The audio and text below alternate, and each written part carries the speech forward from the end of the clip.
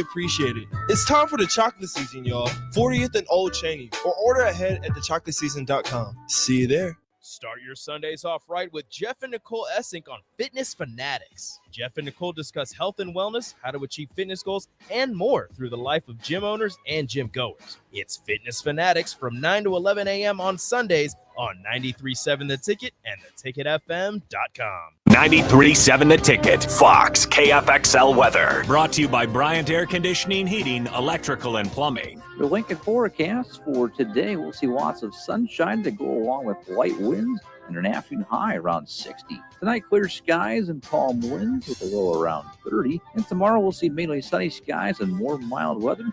An afternoon high around 64. I'm meteorologist Kyle Klecker for 93.7 The Ticket and theticketfm.com. This is former Husker and NFL linebacker Jay Foreman. For years, I've suffered from degenerative problems in both of my ankles, but thanks to a thorough and thought-out plan provided by Advanced Medical Imaging, I was able to get my life back with the least amount of pain as possible. While working through multiple options, the team of physicians at Advanced Medical Imaging were there to answer any questions I had. If you're experiencing any pain at all and want to get your life back, go to amimaging.com or give them a call at 402-484-6677. Advanced Medical Imaging, located at 7601 Pioneers Boulevard. Empower a child today with the Teammates Mentoring Program. Hope is only a conversation away when you choose to share your talent, time, and heart with a child. Together, you can build a relationship based on strengths and chart a brighter future, 1 week at a time. Find out how you can be a mentor by visiting LincolnTeammates.org. Become what you needed as a kid by joining the Teammates Mentoring Program today. This is Adam Carriker on The Ticket. Position right of the quarterback, out of the shotgun, 1st and 20. Jailbreak screen in the air. It is tipped. It is intercepted by Carriker at the Missouri 21-yard line. Live from the heart of Lincoln, America, 8-year NFL vet and All-American defensive lineman Adam Carriker. Shotgun snap to Everett. He's got the left arm going, and now he's got a whole lot of Adam Carriker who rips him down inside the 25-yard line. On 93.7 The Ticket and theticketfm.com. Here's your host, Adam Carriker.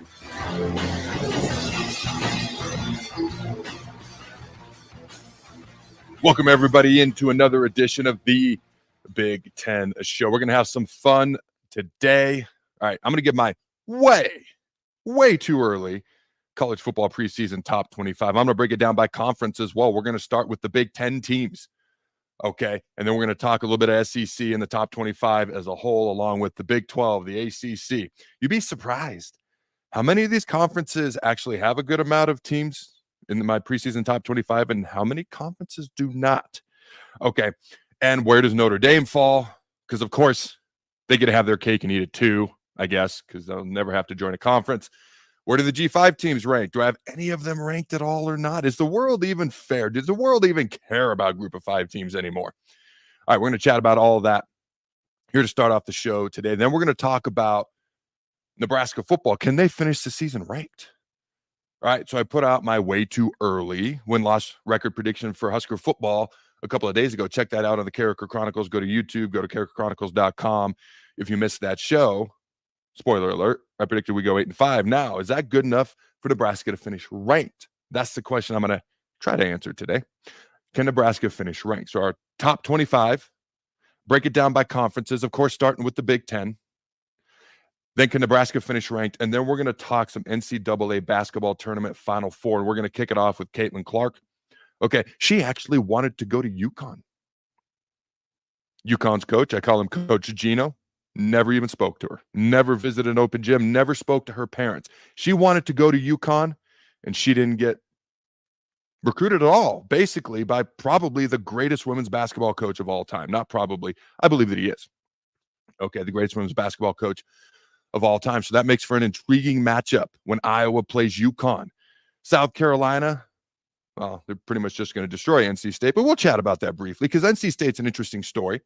They're an interesting story for one reason. They have a women's team and a men's team, both in the NCAA tournament Final Fours. Also, they've also attached themselves to North Carolina and all this conference realignment stuff. Now, that's not a topic I'm going to dive into in too much depth today, but I will in the future.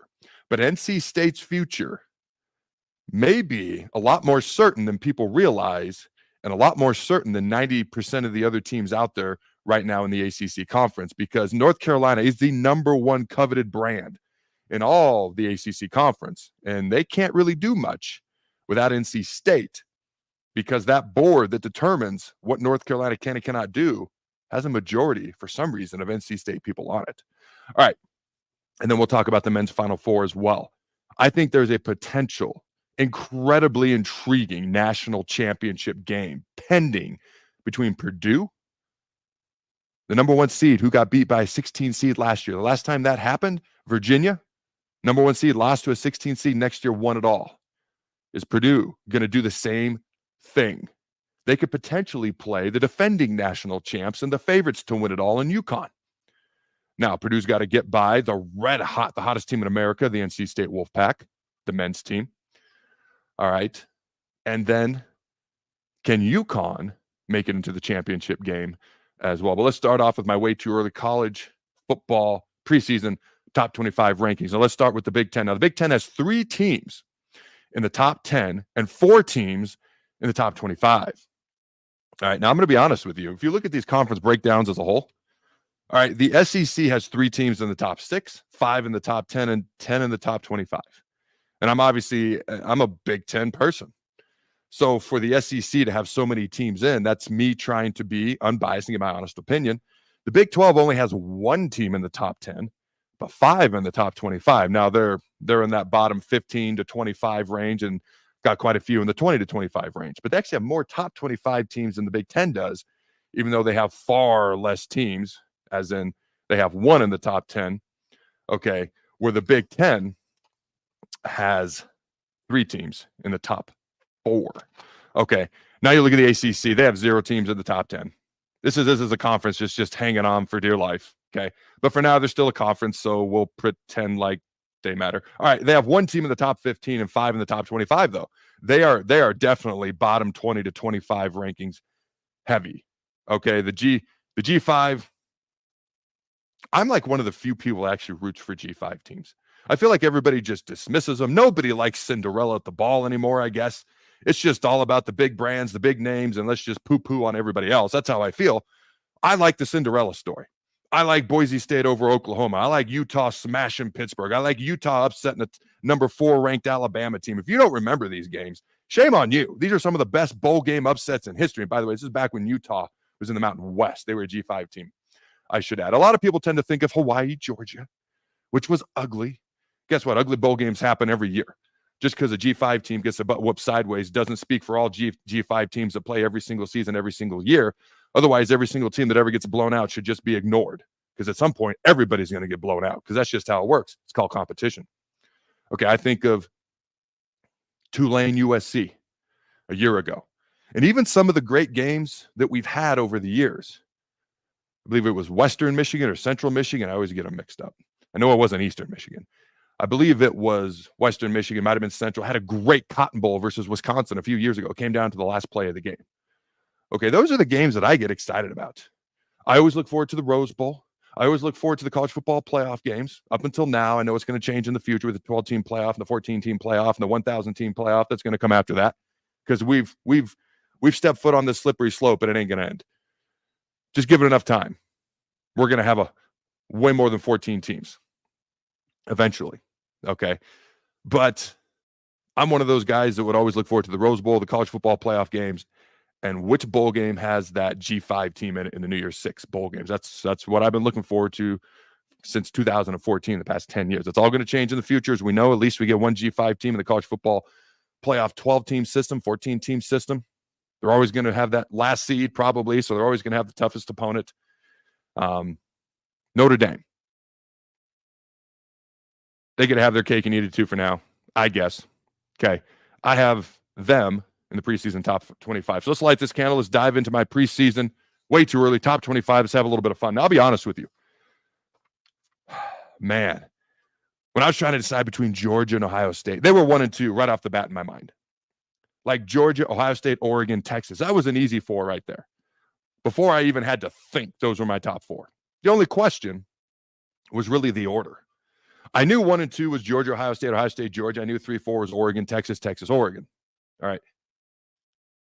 I'm going to go with That's a little bit of a surprise.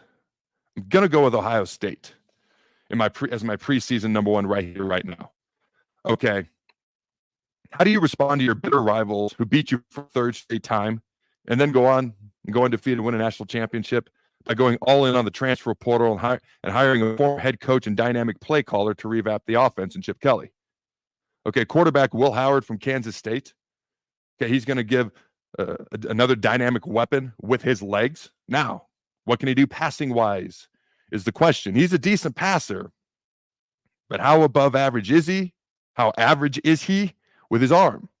He's got weapons around him. He's got a great defense to support him. He's got Chip Kelly, who knows how to draw up plays, okay, and run an offense.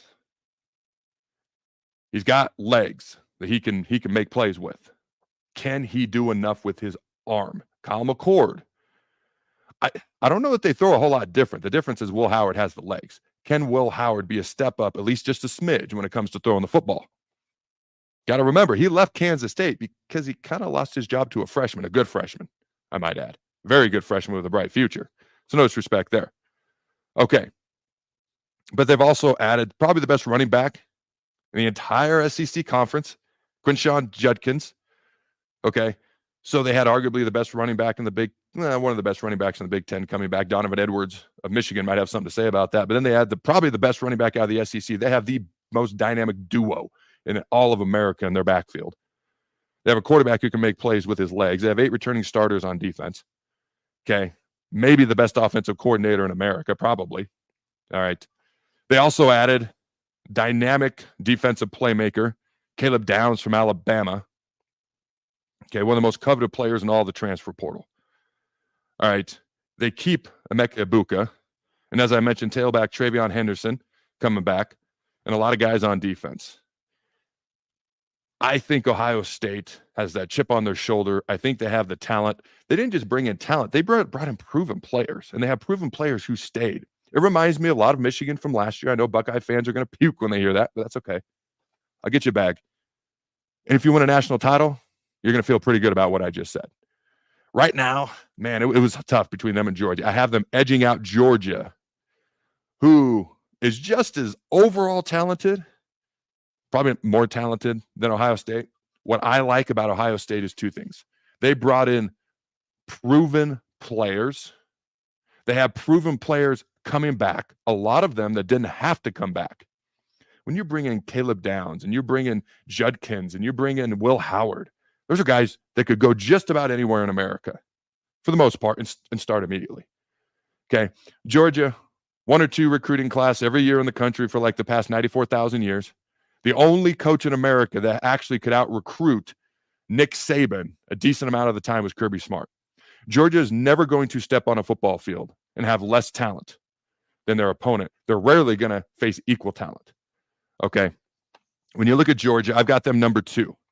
And the other reason that I put Ohio State just like 50.1% of Georgia, and for Georgia, 49.9%, my 1 and 2 teams in the country, is I think Ohio State's sick and tired of hearing about Michigan. They're on a mission this year. Not just Michigan, but they want to win the title. They're literally a field goal kick away or a non-penalty on a fake punt away from winning a national championship 2 years ago. Because let's be honest, if they beat Georgia in that game, they're going to smash TCU just like Georgia did in that national title game a couple years ago. So they were very close. You look at this Georgia team. I mean, they've just got NFL talent across the board. They've got a lot of returning playmakers, some people who went on, but they were fairly young on defense last year, and they got pushed around that defensive line, especially in that SEC championship game versus Alabama. There's no freaking way Kirby Smart's going to let that happen again. He's too good of a coach. Okay. They do have a little bit of a challenging schedule, let's be honest. An opener against Clemson in Atlanta, a Clemson team that's probably sick and tired of what they perceive to be disrespect over the past few years. Okay. Road games at Kentucky, Alabama, Texas, Ole Miss. Ole Miss and Colorado made the most amount of noise in the transfer portal this year. Ole Miss because they could, Colorado because they had to, because they didn't want Shedeur Sanders to get killed, so they had to get somebody who wanted to block.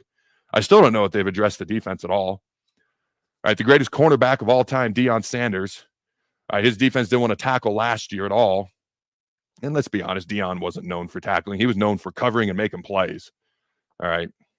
Now, Georgia did lose a couple of folks in the secondary. They lost cornerback Kamari Lassiter and safeties Tyreek Smith and Javon Bullard. Okay.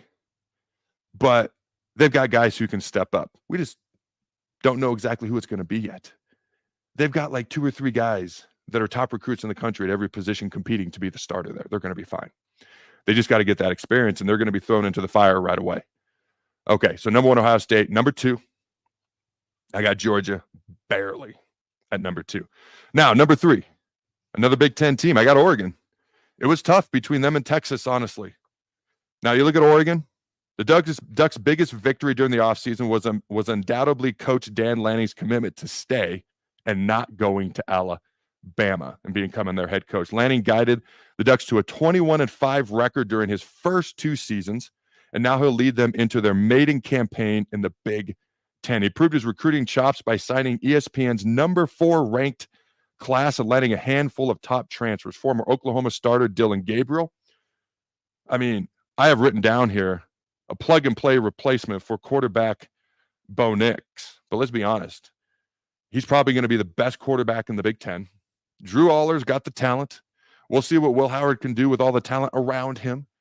But the best plug-and-play and the best quarterback in the Big Ten as of right here, right now, in my opinion, before we have seen a single game, okay, is Dylan Gabriel. And he may have, I don't even know if this is possible, but he may even be an upgrade from Bo Nix. He's certainly not a downgrade in any way, shape, or form. Hey, Husker Nation, Matt Davison here with 1890. It's an exciting time to be a Husker fan, and to keep that momentum going, we need your help. Nebraska's always been a leader in college athletics, and we're doing the same through name, image, and likeness. NIL is a unique opportunity for every Husker fan to have a direct impact on the success of our programs. Through 1890, 100% of your contribution goes to the student athletes. So go to 1890nebraska.com, choose your sport, become a member, and help the Huskers recruit and retain the best. Go Big Red. A team succeeds when they work together. Banking's no different. At UBT, we're in your corner for every financial move you want to make. Your money's backed by a roster of experts who put in the work to know you and your community. So whether you're opening a savings account, buying a home, or planning your future, you always know who to turn to. Working together toward your financial goals. That's a win in our playbook. Union Bank and Trust. Equal housing lender, member FDIC. Empower a child today with a Teammates Mentoring Program. Hope is only a conversation away when you choose to share your talent, time, and heart with a child. Together, you can build a relationship based on strengths and chart a brighter future, 1 week at a time. Find out how you can be a mentor by visiting LincolnTeammates.org. Become what you needed as a kid by joining the Teammates Mentoring Program today. The playoff race is heating up, and the Lincoln Stars are pushing for their 3rd consecutive postseason berth this spring. Join us at the Icebox as the Stars host the Sioux City Musketeers at 7:05 p.m. on Friday and the Omaha Lancers at 6:05 on Saturday. Friday is FFA and Ag Night, and Saturday is Billet Appreciation Night. Lock in your seats for all the fights, checks, and goals now at LincolnStars.com. At Southeast Community College, community is our middle name. Our continuing education classes offer personal interest, traffic safety and licensing, online learning, and adult education classes across Southeast Nebraska, or online in your own home. Learn pottery or floral design, take a computer course, learn Spanish, how to start writing a book, or Air Fryer 101. See the full schedule of continuing education classes online at southeast.edu/continuing. SCC, your path to possible.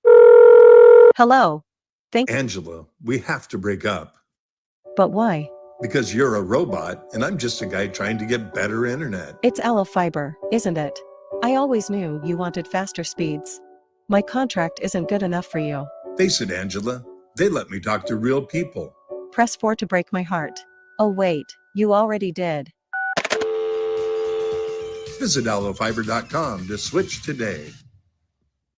Houses? They're expensive. And once you buy one, you're kind of stuck with it for a while. You need to make sure you get your best house for the best price. You need Ben Bleicher and his team of pros at Professional Realty Group. They'll take the time to figure out what's important for you in your dream home, and they have the expertise to find the hidden issues that could surprise you after the sale. That's professional knowledge, proactive service, we call that potential. Ben Bleicher and the team at Professional Realty Group of Berkshire Hathaway's home service ambassador. Find more online at prg-ne.com. Ironhide Construction is hiring.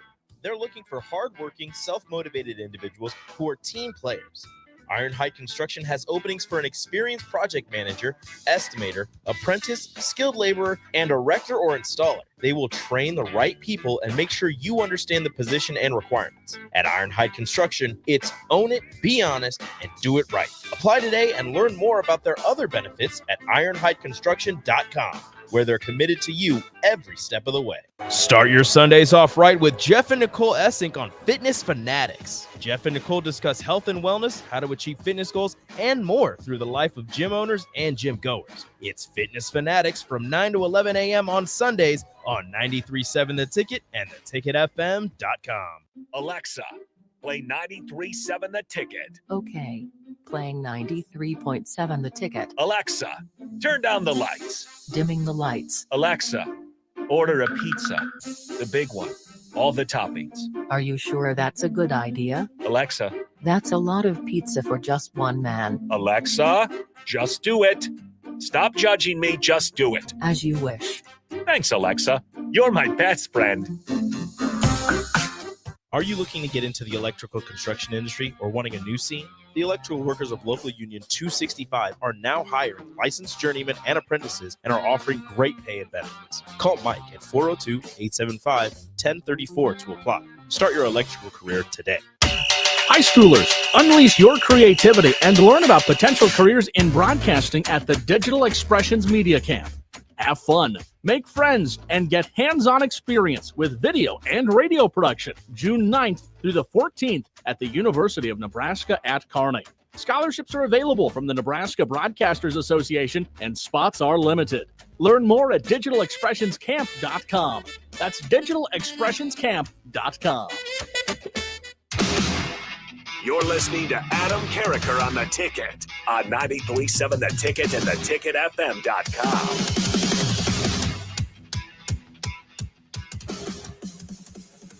Okay. Now, they added safety, Kobe Savage from Kansas State, and cornerback Jamar Muhammad from Washington. Nice pickups from the portal there. All right, now they did have 3 starters leaving the secondary, but bringing in those transfer guys is going to help a lot.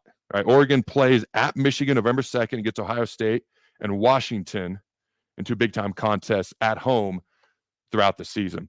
The reason I put Oregon slightly ahead of Texas, Oregon's got the speed, Oregon's got the quarterback, Oregon's got the athleticism. They got the physicality. Dan Lanning brought something to Eugene that the Oregon Ducks have never had. I shouldn't say never. That's unfair. In the past, when Chip Kelly was there and other coaches were there, they were always good. They were competing, winning back Pac-12 championships, going to the Rose Bowl. But here's what would happen. I argued they were too fast because I argued they were too small. Because when they would be way faster than their opponents 9 times out of 10. Then all of a sudden in a major bowl game or a college football playoff game or the national championship game, whether you think of their Rose Bowls versus Ohio State or their championship game, okay, versus Auburn and Cam Newton, pretty good team that year. But they weren't unbeatable. Remember that Auburn team was at one point down 24-0 to Alabama. An Alabama team that had 3 losses that year. Still a good Alabama team, still Nick Saban as a coach. And obviously Auburn was pretty good to come back and win that game, but they weren't infallible. My point is, I always thought Oregon was too fast because I felt they were too small. When they faced a team with speed and size and speed, they would get pushed around. Not with Dan Lanning, a coach. Their offensive line runs 310, 320, 330. They're huge and they're physical, and that's his focus. Texas, on the other hand, my number 4 team in the country, who could easily win the national title this year, to me, they're easily one of the 4 best teams in the country. The 4 best teams in the country on paper. Now, we'll see what happens when we actually kick the ball off next fall and start playing some actual football. But the 4 best teams on paper, in my opinion, going into the 2024 football season in college football, Ohio State, Georgia, Oregon, Texas. Texas could easily win the national title, but the reason I put Oregon slightly ahead of them is they lost some beef up front. They had the 2 best defensive tackles probably in all of college football last year. A great pass rush. Okay. And they lost a lot of those guys up front of their front 4. Now they got Quinn Ewers coming back. Probably going to have to wait another year to see what Arch Manning can do. Okay. So they got one of the best quarterbacks in the country. They have talent all over the field. Steve Sarkisian has recruited incredibly well. The best Texas has recruited in a long time. They never completely fell off the face of the earth with recruiting rankings, but Mac Brown used to dominate recruiting. I'm not going to say Sarkisian has dominated because that would probably go to teams like Alabama, Georgia, but he's competed right there, probably the third best recruiting program in the entire country over the past few years. He's right there with them. All right. The Longhorns finally proved their back by reaching the CFP for the first time and nearly taking down Washington. They were clearly outplayed in that game. They only lost by 6, if you remember the end. It came down to the last play of the game. All right, lost 37-31, the semifinal in the All-State Sugar Bowl. Now Coach Steve Sarkisian will have to show his program can stay in the sport's upper echelon against increased competition in the SEC. We'll probably have to wait, like I said before, on another season to see what Arch Manning can do. He will, talking about Quinn Ewers, have to find some new targets this spring with receivers Adonai Mitchell and Xavier Worthy and tight end Javon Sanders jumping to the NFL. So they got some guys to replace, but they have recruited well. They got talent waiting in the wings. Who's going to earn those jobs? Transfers Isaiah Bond from Alabama, Matthew Golden from Houston are plenty capable as well. Now the Longhorns play Michigan September 7th. They host Georgia, but they do not have a brutal schedule. They do not play Alabama, Auburn, LSU or Ole Miss during the regular season. All right, next up, I have the Ole Miss Rebels. This is a team that was pretty good a year ago. They lost their star running back, obviously. But after guiding the Rebels to their first 11-win campaign in the 118-year history of the program, Coach Lane Kiffin is gearing up for what could be an even bigger season in 2024. All right, Kiffin grabbed plenty of talent in the transfer portal. In my opinion, he grabbed probably the best transfer portal class in the entire country. I know Colorado grabbed a lot of guys as well. But when you think about defensive tackle Walter Nolan from Texas A&M, the former number 1 recruit in the entire country coming out of high school, he was the number 1 player in the transfer portal as well. Defensive end Pritzley Umanyilan, the top edge pass rusher in the entire transfer portal from Florida. And linebacker, all right, Chris Paul Jr., just to name a few. He got the top edge rusher, the top player. He got guys across the board, a lot of positions that were number 1 in their position in the transfer portal to come. Okay. Had they kept Judkins at the running back spot, my Lord, I might have had them in the conversation for the top 4. All right. But I got them number 5. Coach Prime, probably the most entertaining coach in college football, Lane Kiffin, number 2. I am very curious to see what Lane can do this year because this is a year where they've got the talent. Don't want no excuses. They should absolutely be in the college football playoff. The question is, what can they do in the SEC? Can they get one, possibly a higher bid, get home field advantage in the first round? Can they earn a bye? Have to win the SEC to do that. But they got the talent to do it.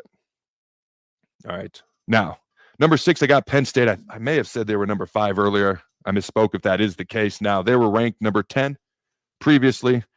All right. Now, they weren't bad in Coach Marcus Freeman's first 2 seasons, winning 19 games. But it's time for them to turn the corner. And Freeman has laid the groundwork by adding former Duke quarterback Riley Leonard. Okay. This is kind of where you go for the rent a quarterback for 1 year at a time. University, Notre Dame, the past couple of years. Okay. Wake Forest's previous quarterback was at Notre Dame, their starting quarterback a season ago. He had 1 year. He was a senior. He's gone. Now Riley Leonard's basically going to do the same thing from Duke. All right. They brought back offensive coordinator Mike Denbrock, who directed LSU's ridiculously high-flying offense in 2023. Had LSU just pretended to play defense half the time. I mean, they could have been significantly better. Jaden Daniels was ridiculous. Their offense was insanity. They didn't win. They're the only team in America that might have been worse at defense in Colorado among the Power 5 teams. Maybe, might have been. All right. Now, Leonard underwent ankle surgery to repair an injury suffered last season. He is expected to be ready for next fall, full go 100%. I believe he's doing some things in the spring, but full go 100%, no hesitation. The Irish also added receivers Chris Mitchell from Florida International and Bo Collins from Clemson to show up an underwhelming receiving corps. Finding replacements for bookend tackles Joe Alt and Blake Fisher will be a priority throughout this spring practice. All right. Now, next up we got the Missouri Tigers. This is a team that of all the teams in the top 10, I think is the least talked about because they're Missouri. Okay, they won 11 games last year, finished top 10. I believe beat Ohio State in a major New Year's Six bowl game. I know Ohio State was banged up, to put it mildly, in that bowl game. But they still won. They got a lot of guys coming back, too. Okay, life without tailback Cody Schrader won't be easy. Okay, but they do have a few guys to replace. The Tigers will have to replace some key players if they're going to match last season's surprising success. Okay, but here's the deal. They got a lot of guys coming back. They got a quarterback coming back who's a playmaker, who can do some things. Okay, cornerback Toriano Pride transferred in from Clemson. Linebacker Darius Smith from Georgia, and defensive lineman Chris McClellan from Florida were key portal pickups on defense as well. I think this is a team that's under the radar with a lot of guys returning, some key portal pickups to replace some key players that they're going to miss. Keep your eye on Missouri. Keep your eye on Missouri. All right, at number 8, I have Penn State. Now, when it comes to Penn State, maybe the best defensive team in the country last year. I know stats, numbers can be misleading based on who you played. I would actually say it was Michigan. Ohio State and Penn State were the top 3 defensive teams in the country, in my opinion. Offensively, the only team that was harder to watch offensively in the country was Iowa. Their offensive coordinator is no longer around. Their offensive coordinator, Brian Ferentz, I lovingly called him Baby Ferentz. His dad had to let him go. That's how much their offense struggled at Iowa. Great defense, great special teams, great discipline. But if you can't score, Lord almighty, if you have to put in the contract, you have to score 25 points a game and you ain't going to be around. That's not great, to put it mildly. Penn State wasn't as bad as that, as Iowa. But they were pretty hard to watch on offense. They had great running backs, a couple of very talented young running backs, good offensive line, an offensive tackle that's probably going to go in the top 10 in the NFL draft here shortly in a few weeks. Maybe the best defense in the country.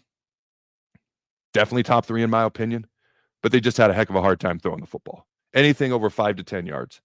It was tough to watch. I was rooting for the Nittany Lions. I actually predicted them to be better than Ohio State last year. I was wrong. I thought they would challenge Michigan for the Big Ten championship. I guess they played them and didn't get blown out. So if you want to define that as challenging, sure, they challenged them. But they really didn't. Michigan was the better team. I believe it was 24-15 or something like that was the final score. So it wasn't a blowout. But Michigan was clearly the better team, just like Ohio State. Didn't run them off the field, but they were clearly the better team the whole day. Penn State.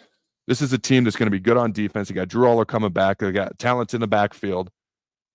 Solid up front. The question is throwing the ball. Now they've added Wisconsin offensive lineman and defensive end. Okay. Let's see. I can't even read my own writing. Nolan Rookie. I can't read my own writing. I apologize if I mispronounced your name. All right. As the offensive lineman, defensive end, Jordan Mayer. Also, Tulsa kicker, Chase Myers. They also added, and this may be the most important one for the player himself and the university that he's going to, Julian Fleming. Some other additions, Georgia cornerback A.J. Harris, Florida cornerback Jalen Kimber as well. But Julian Fleming really didn't do a ton at Ohio State. Almost went to Nebraska. He was the number 1 wide receiver recruit in the entire country coming out of high school. He's got the ability, the size, the talent, the speed, the athleticism. He needs to have a big year if he wants to go on and play at the next level, try to get drafted. Penn State needs him to have a big year. Of all the transfers throughout this transfer portal offseason, this is the one I'm going to watch the most, because I don't know that there's another player that needed to go to a place more where he can make an immediate impact, and a place that needed a player like his talent to come in more and make an immediate impact than Julian Fleming at Penn State. If he plays to his capability, Penn State can challenge for the Big Ten title. If he doesn't, they'll be a rock-solid team, just like they were last year, that will not step foot in the Big Ten championship game or on that field. All right. I was going to go through the whole top 25, but man, I just love talking college football. So here's what I'm going to do. I'm going to finish out my top 10, and then I'm going to skip. I'm going to go to the last Big Ten team. Okay, I've gone through 8, which includes 3 Big Ten teams. I'm going to go to the last Big Ten team that I have in the preseason top 25, and then I'm going to finish out my top 10, then we're going to move on. So I have Michigan. Again, I'm skipping. The last Big Ten team in the top 25. All right, they have, 3 teams in the top 10. Okay, 4 teams in the top 13 because I have Michigan at number 13. All right. Michigan obviously finished the season 9-0 in the Big Ten. Big Ten champs for the third straight year. 15-0 national champs. Best team in the country last year. Lose their head coach. Lose their strength coach. Lose their entire starting offensive line. Lose their quarterback. Lose their starting running back, although Donovan Edwards will step in and do just fine. He's actually faster than Blake Corum. Does that mean he's better? I don't know, but he's faster. They have the second least amount of returning production of any team in the entire country. The team with the least amount of returning production is Washington. I'm sorry, let me take that back. Any team in the Big Ten. Second least amount of returning production of any team in the Big Ten. And the team with the least amount of returning production of any team in the Big Ten is Washington. The two teams in the national championship game. They both lost their head coaches, both lost quarterbacks. Of course, Michael Penix Jr. had to go to the NFL. Washington also lost their AD. 15 players transferred to other Power 5 conference schools. They've only got 2 of their starters coming back. I'm talking about Washington. So guess what? They're not in my preseason top 25. But Michigan, I have them number 13. I have Oklahoma at 14 for those that are curious, but I'm not going to talk about them just yet. All right, Michigan. The only first-year coach filling bigger shoes this season than new Michigan coach Sharon Moore's Kalen DeBoer at Alabama. Okay. But not only did the Wolverines lose Harbaugh to the NFL, but they also had to replace quarterback J.J. McCarthy, tailback Blake Corum. Again, Donovan Edwards is there. And most of their veteran offensive line, no, their entire offensive line. They had 6 offensive linemen who were going to the NFL draft. Harbaugh took much of his coaching staff with him to the Chargers, including defensive coordinator Jesse Minter, defensive backs coach Steve Kliscale, and strength and conditioning coordinator Ben Herbert, who was making $1 million a year as a strength coach. And Harbaugh called him the secret sauce to the whole thing. Hard to argue when you have the most physical team in the entire country, which all starts in the weight room. Moore hired, okay, talking about Sharon Moore, the new head coach, hired former New York Giants defensive coordinator Wink Martindale to replace Minter, which might make things easier since Minter was running a version of Martindale's system. The Wolverines will play one of the most difficult schedules in the country. Boo-hoo. All right, Texas, USC, Oregon, and road games at Washington. Now, I don't know how good Washington's going to be, but playing at Husky Stadium, that's a brutal place to play, and obviously on the road at Columbus versus Ohio State. All right. So I do think Michigan has built a culture, has built a program. Sharon Moore knows what to do. I don't think they're going to fall off the face of the earth. Okay. But I do think they're going to have, and it's tough because the expectations are going to be so high based on what they've done the past 3 years. They're going to be an intriguing program to watch this year for me because how good can they be? What are they able to do with all the pieces that they lost? You notice I didn't talk about 1 million incoming transfers. Now, they have a coach who coached, 6 games last year? Okay. Has won road games, has won against highly ranked teams. Okay, they found out Harbaugh was suspended on the plane, going to Happy Valley. And then the next day they beat Penn State on the road, who was a top 10 team.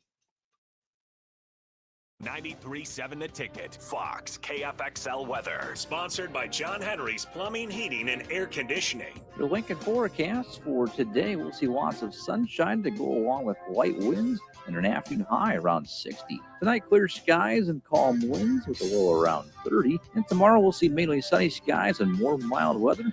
See an afternoon high around 64. I'm meteorologist Kyle Klecker for 93.7 The Ticket and theticketfm.com. Are you looking to get into the electrical construction industry or wanting a new scene? The electrical workers of Local Union 265 are now hiring licensed journeymen and apprentices and are offering great pay and benefits. Call Mike at 402-875-1034 to apply. Start your electrical career today. Spring sports are here and it's time to upgrade your equipment. But don't go rushing to your big box store. Play It Again Sports is your place to go for all spring sports equipment for baseball, softball, golf, and disc golf. Play It Again Sports has quality, slightly to gently used equipment, and 50% of their inventory is actually new equipment. And don't forget, buying from them is a great way to get new products with great discounts by also bringing in your used items for store credit or cash on the spot. Play It Again Sports at 48th and Vine. Garage doors can be expensive. Are you keeping yours in the best condition possible? This is Cameron Hall with Doors Plus. Doors Plus is a locally owned business that prides itself on the fast, reliable, and friendly service. Doors Plus offers flexible scheduling so you can book an appointment that fits your busy day. My team and I will come out to your property, both commercial and residential, and provide you with the necessary information you need to make sure your garage door is in working and smooth condition. Give Doors Plus a call today at 402-590-5800 to book an appointment and learn more about our preventative maintenance plans. Doors Plus, garage doors, and more. Ironhide Construction is hiring. They're looking for hardworking, self-motivated individuals who are team players. Ironhide Construction has openings for an experienced project manager, estimator, apprentice, skilled laborer, and erector or installer. They will train the right people and make sure you understand the position and requirements. At Ironhide Construction, it's own it, be honest, and do it right. Apply today and learn more about their other benefits at ironhideconstruction.com, where they're committed to you every step of the way.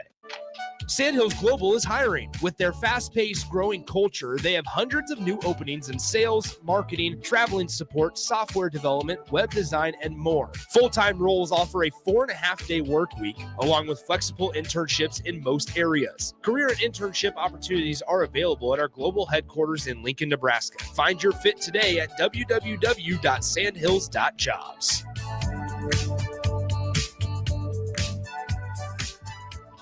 Sick of being upsold at gyms? My guy, you're currently a base member. For $90 more, I can upgrade you to our Shred membership. For $130 more, you'll be a Swole member. And for just $300 more, you'll reach Sweat Platinum. At Planet Fitness, you'll get energy without the upsell. Never pushy, always free fitness training and equipment for every workout. It's fitness that fits your budget. Join Planet Fitness for just $1 down and $10 a month. Cancel anytime. Deal ends Friday, April 12th. See Home Club for details. If you're in Seward or Milford, listen up. Select Plumbing is now servicing your area with no trip charges from Lincoln. Select Plumbing works on a variety of issues for your home and business, including general plumbing, water heaters, faucet and fixture repair, underground sewer and water repairs, backflow testing, and more. Keep your property free from leaks and other issues. Call today for a free estimate, 402-560-6197. It's not just Lincoln, Waverly, and the surrounding area anymore. It's also Seward and Milford with no trip charges. Contact Select Plumbing to inquire at 402-560-6197. Spring is here. It's time to get back outside and into proper shoes this year. Brown Shoe Fit is the place to buy this spring with their sale on athletic shoes. Get $15 off any regular price athletic shoes with respected brands like Hoka, Brooks, New Balance, and On Running. And don't forget, Browns carries a large arrangement of sizes and widths to fit your feet properly. Start your spring off right at Brown Shoe Fit, just south of 66th and Q in Lincoln. Early break with Sip and Jake. I'd like to have my fun maybe more like on like a Tuesday, like in February or something. Let's see if I can pull a prank on somebody. But not on it's prank like it's day. total amateur hour. Yeah, it's just like National Prank Day. Yeah. Yeah, I do got a little announcement to make. What's that? Oh, wait, breaking news? I won't be here Wednesday, Thursday, Friday, or Monday. Whoa! Wait, Kitty. This April Fools. Oh! He got it. That's actually well done. It's so good. Early break with Sip and Jake from 6 to 8 every weekday morning on 93.7 The Ticket. Old School with DP and J. So I knew that it was a crapshoot with the grown-up professionals at the highest level. Who's going to bet? I don't know whether the starting center's girlfriend broke up with him, whether his parents have groceries that week. I don't know whether his roommate and him had a fight. So why would I want to bet on that? On 93.7 The Ticket and theticketfm.com. You're listening to Adam Carriker on The Ticket on 93.7 The Ticket and theticketfm.com.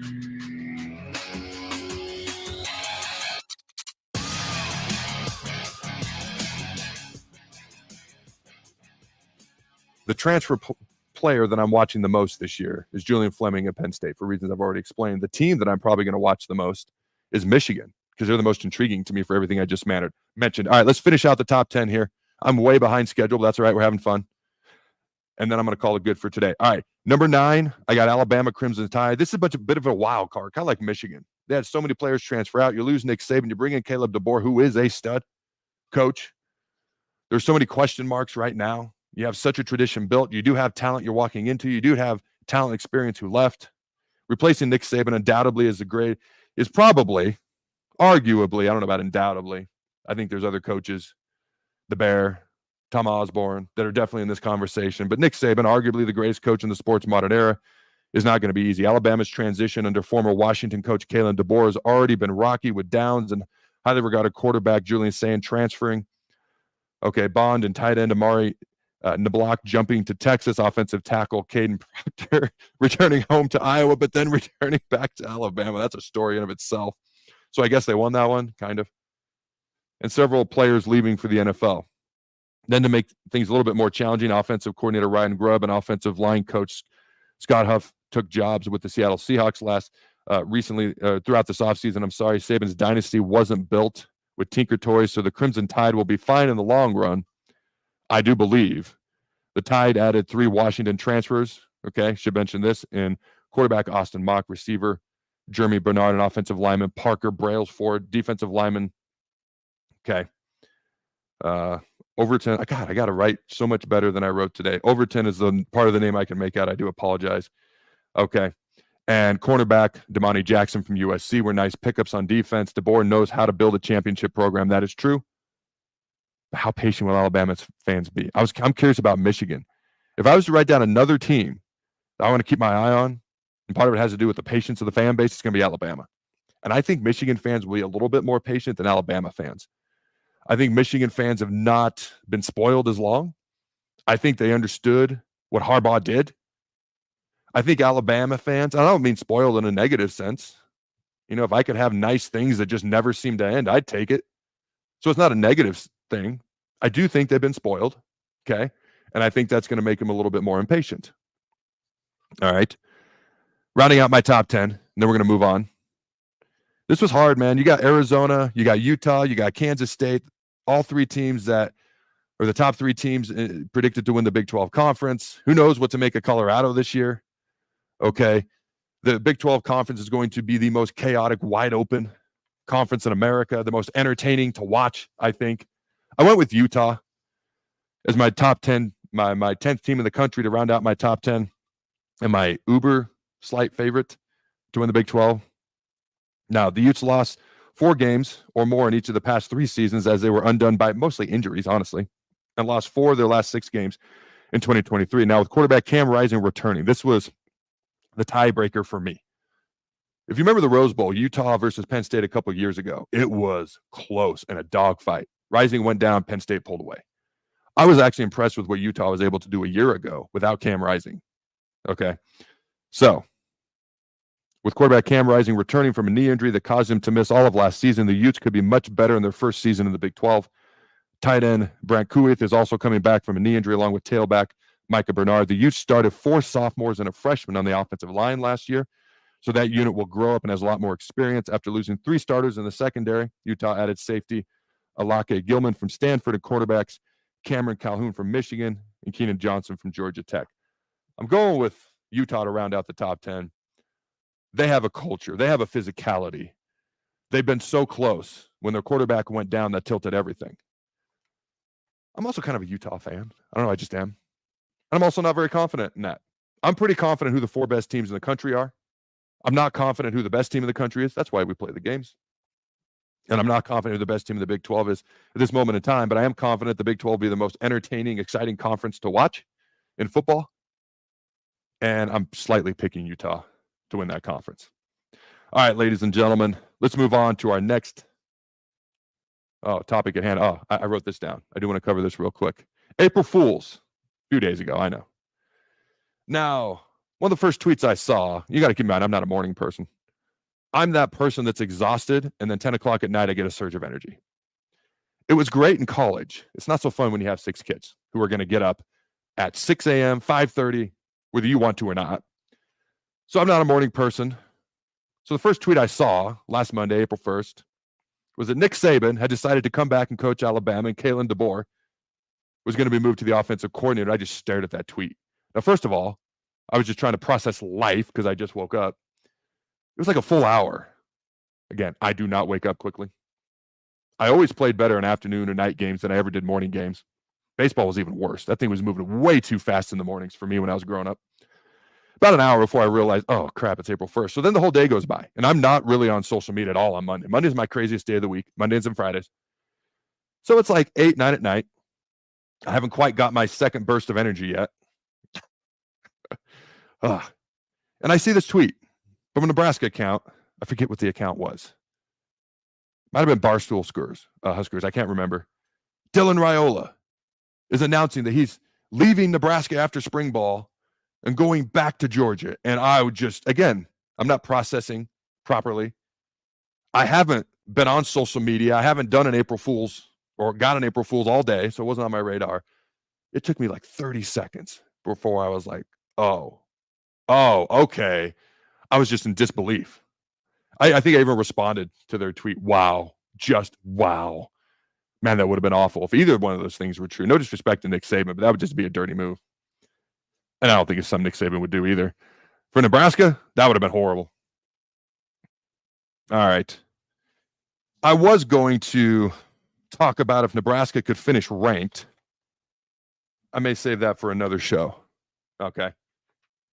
So I'm going to skip ahead to some college basketball talk.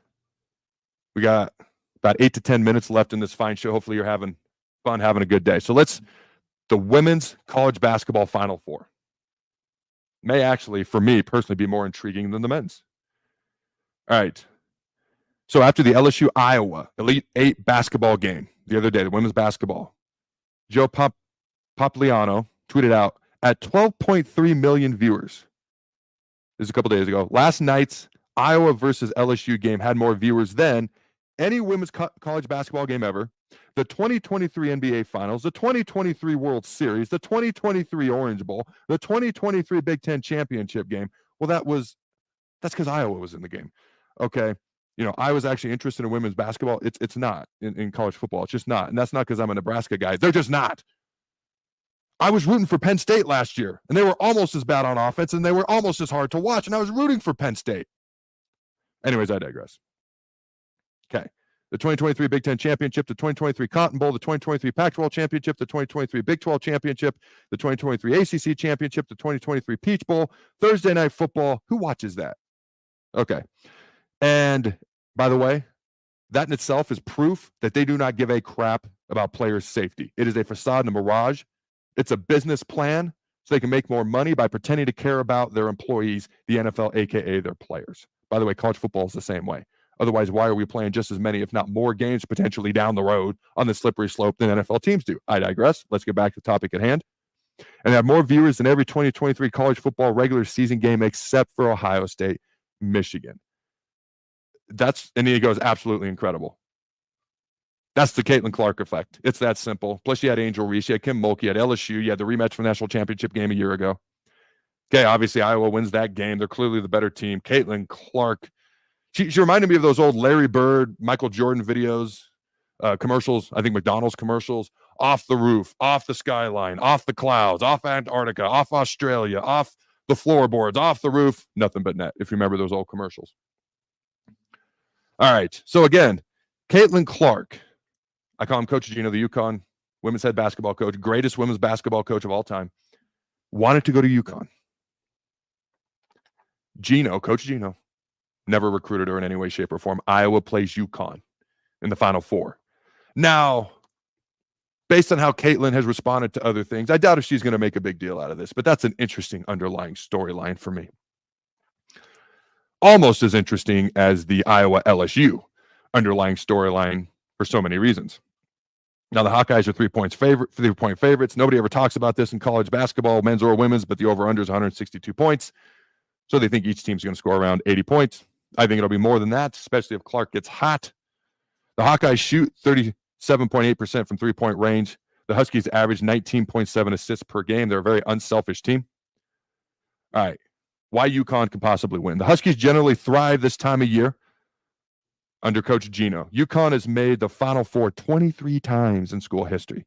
The Huskies have a versatile offensive unit this season. They rank first in the Big East in scoring, 80.7 points per game, field goal percentage of .500, and rebounding at 38.8. They were also second in three-point percentage at a .366 clip.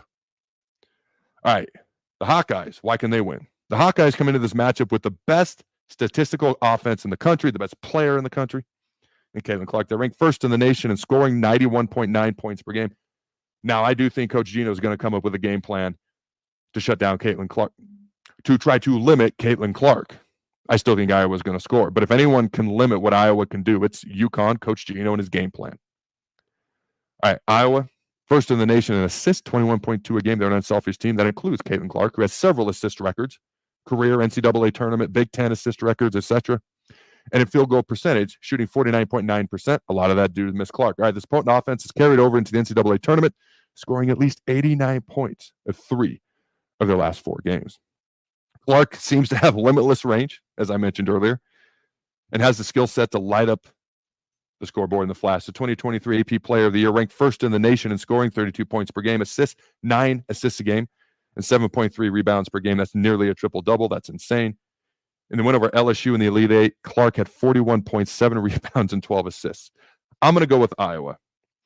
Iowa as an overall team, as a whole, is not as good as they were last year. Caitlin Clark is better than she was. This is a team game, and the thing that makes her so good is she's so unselfish, which is why her field goal shooting percentage is even higher than it could or should be, because she's an insanely good shooter, but you can't just leave her wide open because she'll find her teammates. Or you can't double team her and leave her teammates wide open because she'll find them and they'll destroy you. I don't know about destroy, but they're going to score too. I've got Iowa over UConn. All right, the other side of the women's bracket, I'm not going to talk about this long. All right, NC State's an interesting story. Their 11th seeded men's team is in the Final Four. Their number 3 seeded women's team is in the Final Four. It's because they're playing South Carolina. All right, they've won multiple games in this tournament by 20, 30, 40 points. They've only remotely been tested one time. This is the first time since 2016 in the women's Final Four that 2 teams are a number 3 seed or lower. Now, I should mention, UConn has a plethora of injuries. Not to bounce back to UConn, Iowa. Can you tell which game I'm more interested in right now? And unless South Carolina gets upset, then I'll become very interested in that. But UConn has 6 players out and only 7 players they can realistically count on, and most of them are freshmen, sophomores. Great coaching job, again, by Coach Geno this year. I do have South Carolina and Iowa in the championship, and while that's an intriguing championship because it's the best team in the country in South Carolina versus maybe the greatest women's basketball player that we've seen in recent times, if not ever, in Caitlin Clark, South Carolina is just too good as an overall team. I got South Carolina winning that game. Quickly, let's go to the men's. Number 1 Purdue versus, number 1 seeded Purdue versus number 11 seed NC State. Number 1 seed UConn, the number 1 overall seed, the defending national champions, versus a football school that for some reason is somehow good at basketball, and the 4th seeded Alabama. I'm pretty confident UConn's going to beat Alabama. Purdue and NC State. NC State's the hottest team in the country. They are. And in a one-game scenario, this is not best of 3, 5, or 7, 9 or 11. Nobody does that, but you get my point. Anybody can beat anybody on any given day. I'm going to take Purdue, but this, I believe this is either going to be the most entertaining game of the tournament or Purdue's just going to destroy them because finally NC State cools off. Purdue's the better team, but in a one-game scenario, anybody can win. I'm going to go Purdue and UConn in the national championship. I talked about this the other day. I'm not uber confident Purdue getting there, but I think they're motivated. They remind me of the basketball version of Ohio State. They're sick and tired of hearing about previous years. In Purdue's case, last year, losing to a 16 seed.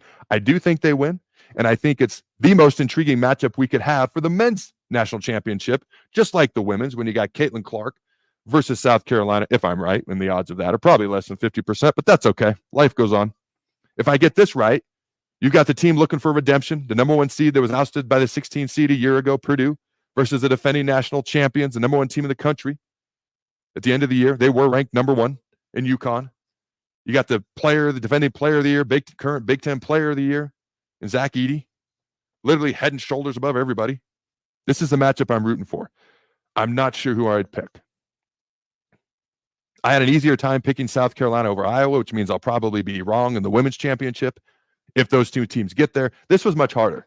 I believe UConn's the better team. I believe going back-to-back is hard versus a team that's uber motivated in Purdue. This was harder for me to predict. I still don't know who I'm going to pick. But I'm not going to do another Big Ten show until after this game is played, if this is indeed the national championship game on Monday. So I'm going to force myself to make a prediction. Now, I did more recon on the Final Four matchups than I did this potential national championship matchup. Because, again, the odds of me being right in this are probably less than 50%, probably less than 30%. But let's say I'm 29% correct and I get this right and it's Purdue versus UConn. Man, I tell you what. Here's the thing about Purdue. Zach Edey can dominate down low. They shoot 40% from three-point range. It's hard to stop them. I'm going to go with Purdue. I'm going to go with the Big Ten team, and I don't care if you call me biased. All right, ladies and gentlemen. As always, check out our good friends at the Jacobson Seed Company, your healthy hybrid advantage. Farmers, we not only give you phenomenal Big Ten coverage, at least I hope you believe that is the case, but we also can take care of all of your healthy hybrid advantage seed needs. Go to jacobsonseed.com. Until next time, this has been the Big Ten Show. I'm Adam Carriker. Have a glorious day. This is Lincoln's home for sports talk on the FM dial. Also online at theticketfm.com. On the internet. KNT.